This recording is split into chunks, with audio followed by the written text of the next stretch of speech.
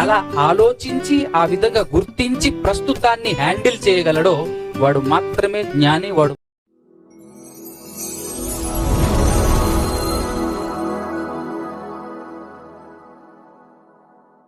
పైన తెలివైన వారు ఎవరు, తెలివైనటువంటి వారు ఎవరు అని అంటే, మనిషా? జంతువులతో పోల్చినప్పుడు మనిషి అనే మాట మనం చెప్తాం. మనుషులలో తెలివైనటువంటి వారు ఎవరు, ఎలాంటి వారు తెలివైనటువంటి వారుగా పిలువబడతారు అని అన్నప్పుడు,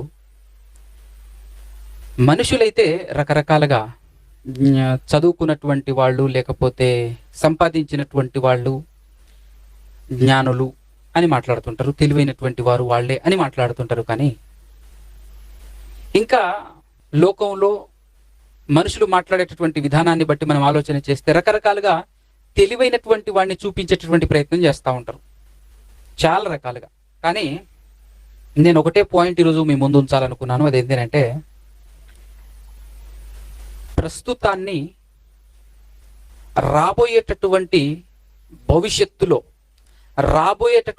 భవిష్యత్తుకు ప్రస్తుతం ఒక చరిత్ర అని ఎవడు గుర్తించగలడో, ఎవరు ఆలోచించగలడో, అలా ఆలోచించి ఆ విధంగా గుర్తించి ప్రస్తుతాన్ని హ్యాండిల్ చేయగలడో వాడు మాత్రమే జ్ఞాని, వాడు మాత్రమే తెలివైనటువంటి వాడుగా నాకు తెలిసినటువంటి, నేను ఇప్పటి వరకు దేవుడు మనకు రాయించిచ్చినటువంటి మహాజ్ఞాన గ్రంథమైనటువంటి బైబిల్ని ధ్యానించిన దాన్ని బట్టి నేను చెప్తున్నటువంటి మాట ఏంటంటే, నిజమైనటువంటి తెలివి గలవాడు ఎవరు, నిజమైన జ్ఞాని ఎవరు అని అన్నప్పుడు ప్రస్తుతాన్ని ఎలా చూడాలి అంటే, ఇది భవిష్యత్తుకు చరిత్ర. ప్రస్తుతం ఇది రాబోయేటటువంటి భవిష్యత్తుకు ఏంటిది? ఇది చెప్పండి మీరందరూ. లేదా గతం కదా. ఇవన్నీ గడిచిపోయేవే అనే జ్ఞానం ఉన్నవాడు ఎలాంటి పరిస్థితి ఎదురుపడ్డా కూడా ఒకేలా ఉంటాడు. ఎలా ఉంటాడు? ఒకేలా ఉంటాడు. ఎంతటి పరిస్థితి, ఎలాంటి పరిస్థితి దాపరించినా, ఏ విధమైనటువంటి పరిస్థితులు వచ్చినా కూడా అవన్నీ కూడా ఎలాంటివి అంటే తాత్కాలికమైనవే. అది సంతోషం కానివచ్చు, అది బాధ కానివచ్చు, దుఃఖం కానీ సంతోషం కానీ ఏదైనా కూడా అవి తాత్కాలికమైనవే. ఈ ఆలోచన ఎందుకు వచ్చిందంటే, బైబిల్ దేవుడు మనకు రాయించినటువంటి మహాజ్ఞాన గ్రంథమైనటువంటి బైబిల్ చదువుతున్నప్పుడు ఆ బైబిల్లో మహా ప్రవక్తలు కానివ్వండి, రాజ్యాన్ని ఏలినటువంటి రాజులు కానివ్వండి కనబడతారు మనకు. వాళ్ళ స్టార్టింగ్ చూస్తాం మనం. అప్పుడు మనం స్టార్టింగ్లోనే ఉంటుంది మన మైండ్. వాడు సృష్టించే బీభత్సంలోనికి వెళ్తాం. ఏం బీభత్సం ఇదని చూస్తాం. కొద్ది దూరం చదువుకుంటూ వెళ్ళేసరికి ఏమైపోతుంది అని అంటే, ఇతను చచ్చిపోయాడు. ఎవరైనా ఎవరి గురించి చదివితే ఆయన గురించి. ఒక రాజును చూసినా అంతే, ఒక ప్రవక్తను చూసినా అంతే. ఒక ప్రవక్త చిన్నప్పుడు, అయ్యా నన్నెందుకు, నేనెందుకు, నా వల్ల కాదు అంటూ మాట్లాడుతుంటాడు దేవునితో. 4 రోజులు గడిచిన తర్వాత బండలు బద్దలు కొట్టే మాటలు సమాజాన్ని ఏలుతున్నటువంటి రాజులతో, ఏలికలతో మాట్లాడి, ఆ ఏలికల ముందు భయంకరమైనటువంటి ఇబ్బందులు పాలవుతూ, భయంకరమైనటువంటి పరిస్థితుల్లో నడుస్తూ ఇబ్బందులు పడుతూ ఉంటాడు. కొద్దిగా ఆగిన తర్వాత, కొద్దిసేపట్లోనే మనం ఏం చేస్తాం తెలుసా? అన్ని చదువుతా ఉన్నప్పుడు ప్రస్తుతం, ఆయన పుట్టుక ప్రస్తుతం, తర్వాత ఆయన పెరిగి పెద్దవటం అది ప్రస్తుతం. మరి పుట్టుకేమైంది? గతం అయిపోయింది. వెంటనే చదువుతున్నప్పుడు, ఒక స్టోరీ చదువుతున్నప్పుడు, లేదంటే ఒక చరిత్ర చదువుతున్నప్పుడు ఆ ఆలోచనలు ఎక్కువగా చదువుతూ ఉండటం వల్ల మనకి ఏమనిపిస్తుంది అంటే, ఒకటి ఖచ్చితంగా మైండ్లో సెటిల్ అవుతుంది. ఏం సెటిల్ అవుతుంది అంటే, ఎన్ని చరిత్రలు చదివినాం, ఇంతమంది ఘనులైనటువంటి వారి జీవిత చరిత్రను చదివినటువంటి మనకు ఒకటి అర్థమవుతుంది, ఇది కూడా అంతే, ఇది కూడా ఒక చరిత్రలా, ఇది ఒక మిగిలిపోతుంది. దీన్ని ఎవరైనా రాస్తే చరిత్ర, రాయకపోయినా చరిత్రే, కాకపోతే వాళ్ళు రాయరు, కనబడదంతే. వాళ్ళ చరిత్ర అయినా రాయబడి బైబిల్లో పొందుపరచబడి ఉంది. కొంతమంది రాజుల చరిత్ర ఎవడెవడో రాస్తాడు అవసరం కాబట్టి, కానీ మన చరిత్ర రాసేవాడే ఉంటాడు.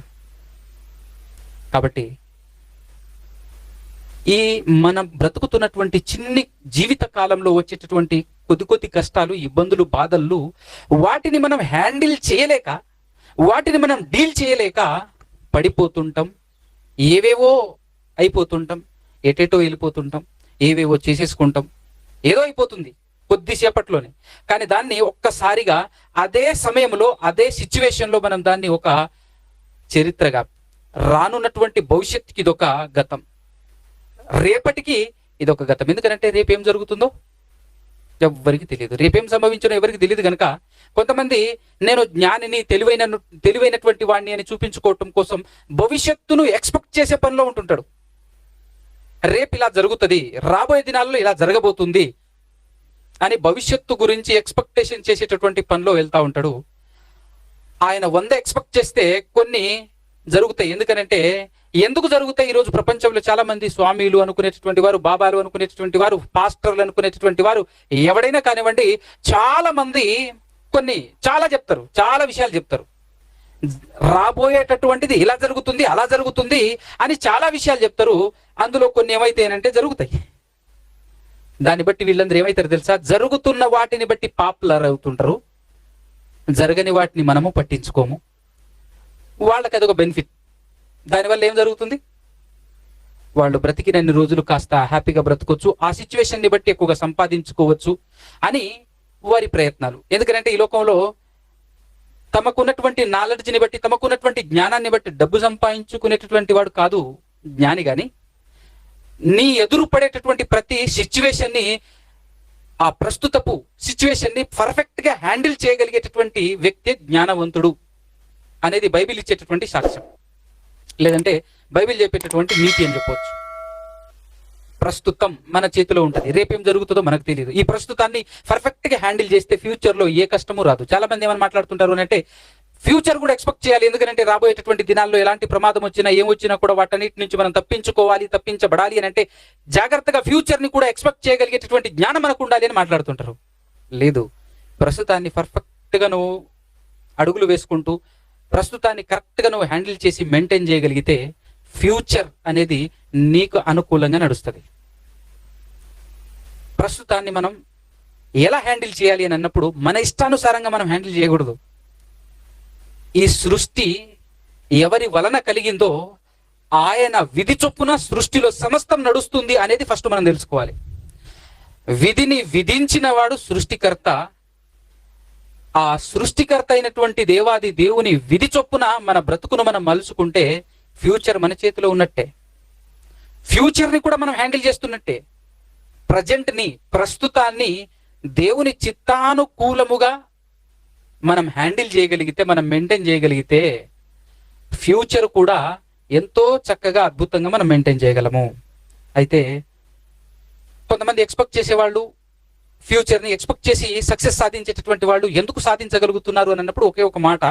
ప్రసంగి గ్రంథం 1వ అధ్యాయంలో 1వ అధ్యాయం 4వ వచనం, తరము వెంబడి తరము గతించిపోవుచున్నది, ఇది నిజం, భూమి ఒక్కటే ఎల్లప్పుడూ నిలుచును. తర్వాత 9వ వచనం, మునుపు ఉండినదే ఇక ఉండబోవున్నది, మునుపు జరిగినదే ఇక జరగబోవున్నది, సూర్యుని క్రింద నూతనమైనదేదియు. ఇప్పుడు ఎందుకు కొంతమంది ఎక్స్పెక్ట్ చేసి ఊహించి ఇలా జరుగుతుంది అని అన్నప్పుడు కొన్ని ఎందుకు జరుగుతున్నాయి వీళ్ళు చెప్పినట్టుగా అంటే వీళ్ళు చెప్పారు కాబట్టి జరగలేదు. అక్కడ అలా ఖచ్చితంగా జరుగుతుంది అని చెప్పేసి తెలుసుకొని చెప్పలేదు, ఇక్కడ ఎక్స్పెక్టేషనే.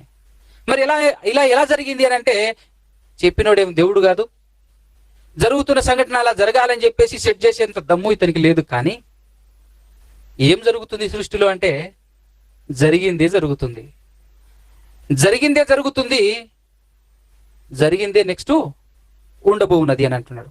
మునుపు ఉండినదే ఇక ఉండబోవున్నది, మునుపు జరిగినదే ఇక జరగబోవున్నది, సూర్యుని కింద నూతనమైనది ఏదియూ లేదు అని మాట్లాడుతున్నాడు. కాబట్టి ఒకటే ఒక పాయింట్ నేను మీ ముందు ఉంచాలనుకున్నటువంటి పాయింట్ ఏంటంటే, ప్రపంచంలో అనేకులు ఎక్కడ ఫెయిల్ అవుతున్నారు అని అంటే ఫ్యూచర్ ఎలా పాడైపోతుంది అని అన్నప్పుడు, మన భవిష్యత్తు ఎలా పాడైపోతుంది అని అంటే ప్రజెంట్ ని సరిగ్గా హ్యాండిల్ చేయలేని వాడి యొక్క ఫ్యూచర్ పాడైపోతుంది.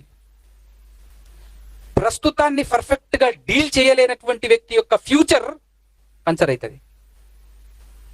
కాబట్టి మనం ఎలా బ్రతకాలి అని అన్నప్పుడు ఒకే ఒక పాయింట్, ఎలాంటి సమస్య వచ్చినా, ఎలాంటి ఇబ్బందులు వచ్చినా, ఏ విధమైనటువంటి మన జీవితంలో అనుభవించేది, మనం ఎదురుపడేది సమస్యలే కదా, గొడవలు, ఇబ్బందులు, బాధలు, కష్టాలు, కన్నీళ్లు, ఇవే మనల్ని కదిలించేవి. సాఫీగా సాగుతున్న మన జీవితాన్ని కాస్త అటు ఇటు చేయగలిగే శక్తి ఏదైనా దేనికైనా ఉంది అంటే వీటికే ఉంది.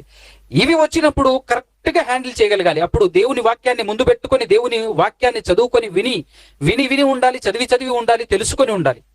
అప్పుడే మనం మన ముందు ఉండేటటువంటి పరిస్థితులను కరెక్ట్ గా మనం మెయింటైన్ చేయగలం, హ్యాండిల్ చేయగలం, దాన్ని కరెక్ట్ గా మేనేజ్ చేయగలం. కరెక్ట్ గా కనుక మేనేజ్ చేయలేకపోతే ఫ్యూచర్ దెబ్బతింటది 100% అనేటటువంటి వాస్తవం మనమందరము గ్రహించి అర్థం చేసుకొని వాటి ప్రకారంగా, అంటే ప్రస్తుతం హ్యాండిల్ చేయాలంటే ఏం కావాలి చెప్పండి? ఇప్పుడు మనకు ప్రస్తుతాన్ని హ్యాండిల్ చేయాలంటే ఏం కావాలి? ప్రపంచాన్ని, దేశాన్ని పరిపాలించేటటువంటి వ్యక్తి, మన దేశాన్ని పరిపాలిస్తున్నటువంటి వ్యక్తి ఎవరు చెప్పండి? కదా, నరేంద్ర మోడీ. చట్టం, భారతదేశానికి ఒక చట్టం ఉంది. ఆ చట్టం అతనికి తెలియకపోతే పనికొస్తాడా పరిపాలించడానికి? పనికొస్తాడా? అస్సలు పనికిరాడు. అలా ఒక రాష్ట్రాన్ని పరిపాలిస్తున్నటువంటి వ్యక్తికి కూడా ఏం తెలిసి ఉండాలి? చట్టం తెలిసి ఉండాలి. చట్టం తెలిసి లేకపోతే ఈ రాష్ట్రాన్ని అతను పాలించలేడు. మనం కూడా మంత్రులమే. మన జీవితాన్ని మనం పాలించాలి, ప్రస్తుతాన్ని మనం హ్యాండిల్ చేయాలి. ప్రతి దినాన్ని, ఒక రోజుని మనం హ్యాండిల్ చేయగలగాలి అంటే మనకు కూడా తెలియాల్సినటువంటి చట్టం ఒకటి ఉంది. ఆ చట్టమే బైబిల్, ప్రపంచ చట్టం. ఈ సృష్టిలో, ఈ సృష్టికి దేవుడు ఇచ్చినటువంటి మెను పుస్తకం.